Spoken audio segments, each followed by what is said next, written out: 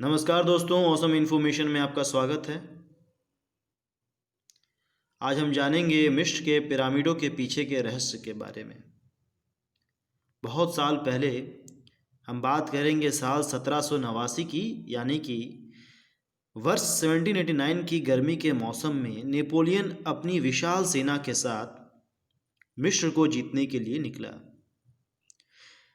इस सेना में 38,000 सैनिकों के साथ सैकड़ों पुरातत्ववेत्ता, रसायन शास्त्री और गणितज्ञ भी थे, क्योंकि नेपोलियन मिस्र को जीतकर वहां के पिरामिडों और स्फिंक्सों के अवशेषों के बारे में भी जानना चाहता था।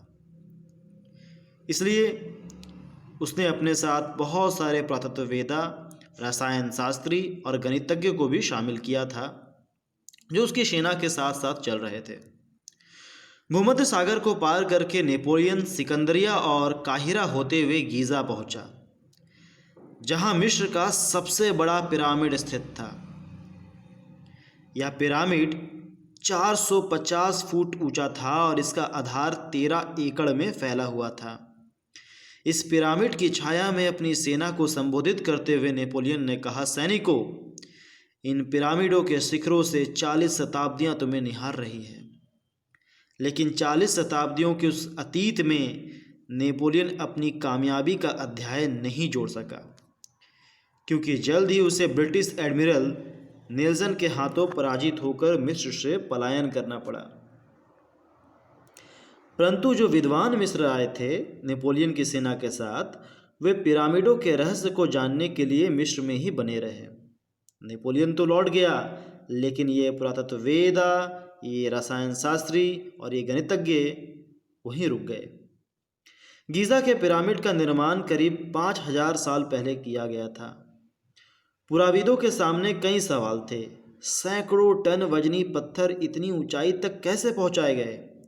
ये पिरामिड क्यों बनवाए गए और इनके भीतर क्या है? स्मारकों पर जो अज्ञात लिपि अंकित थी, उसे पढ़ना असंभव था। इसलिए इन सवालों का जवाब तब नहीं मिला। इन सभी को सवालों का जवाब तब नहीं मिला। फिर एकाएक घटना हुई जिससे इस अबुझ लिपि का रहस्य प्रकट कर दिया। हुआ यूं कि फ्रांसीसी पुराविदों को नील नदी के मुहाने पर रोजेटा नाम के स्थान पर पत्थर का एक चौरस टुकड़ा मिला। इस पर 3 तरह की लिपियों में कुछ लिखा था। मिस्र के स्मारकों के आलेखों में इन्हीं 3 लिपियों का इस्तेमाल किया गया था। उसमें एक यूनानी लिपि थी जिसे एक विद्वान ने पढ़ लिया और फिर पाया कि रोजेटा पत्थर पर उकेरी बाकी 2 लिपियों में भी वही लिखा था। बस इन विद्वानों को स्मारकों का रहस्य जानने की कुंजी मिल गई और उन्होंने वहाँ के स्मारकों की दीवारों पर उकेरी चित्रलिपि को पढ़कर धीरे धीरे मिस्र के फराउन राजाओं और उनकी उपलब्धियों के बारे में जानकारी हासिल कर ली।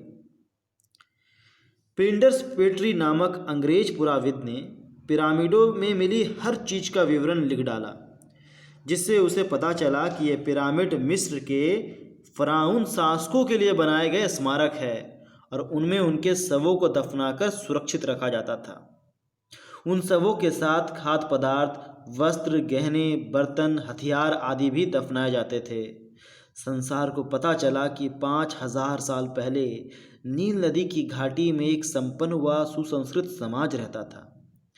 ऐसा भी मालूम हुआ कि मिस्रवासी पिरामिड का इस्तेमाल वेधशाला, कैलेंडर, सूर्य की परिक्रमा में पृथ्वी की गति तथा प्रकाश के वेग को जानने के लिए करते थे। फिर 1929 में हावर्ड कार्टर नाम के एक अंग्रेज पुराविद ने एक महत्वपूर्ण खोज कर डाली। वह 20 साल से वहाँ काम कर रहा था और फराउन राजा तूतनखामन की कब्र की खोज में था। खुदाई करते समय एक जगह उसे भूमिगत सीढ़ियाँ मिली और सीलबंद दरवाज़ा मिला। इस दरवाजे पर एक छेद करके भीतर रोशनी पहुंचाकर जब उसने झांका तो उसकी आंखें फटी रह गई। वहाँ कीमती मूर्तियाँ, फर्नीचर, वस्त्र, हथियार, सोने के आभूषण और बर्तन आदि मिले। जब कमरे का तीसरा दरवाज़ा खोला गया तो वहाँ उसे तूतनखामन का शव सुरक्षित रूप में मिला। मसालों द्वारा सुरक्षित यह शव जवाहरातों से टंके एक वस्त्र में लिपटा हुआ था और शव के चेहरे पर सोने का मीनाकारी किया हुआ मुखौटा था। जिस मुखौटे को आप देख रहे हैं ये तूतनखामन का ही मुखौटा था। पास के कमरे में बहुमूल्य खजाना था जिसमें वे सब चीज़ें थीं जो तूतनखामन के काम आ सकती थी। शायद परलोक के जीवन की कल्पना करके ये चीज़ें रखी गई थी। ये चीज़ें मिस्र की कला और समृद्धि का ही प्रमाण नहीं थी बल्कि मिस्र के फ़राउन राजाओं के रहन सहन पर भी प्रकाश डालती थी। 125 सालों की लगातार खोज ने एक महान सभ्यता की जानकारी संसार को दी और पिरामिडों के पीछे छिपा प्राचीन संसार अपरिचित नहीं रहा। अब आप समझ गए होंगे कि पिरामिड क्यों बनाए गए थे, इनके बनाने के पीछे क्या रहस्य है। ऐसे ही जानकारियाँ प्राप्त करने के लिए इस चैनल को में बने रहिए। धन्यवाद। आप सभी का दिन शुभ हो। जय हिंद, जय भारत।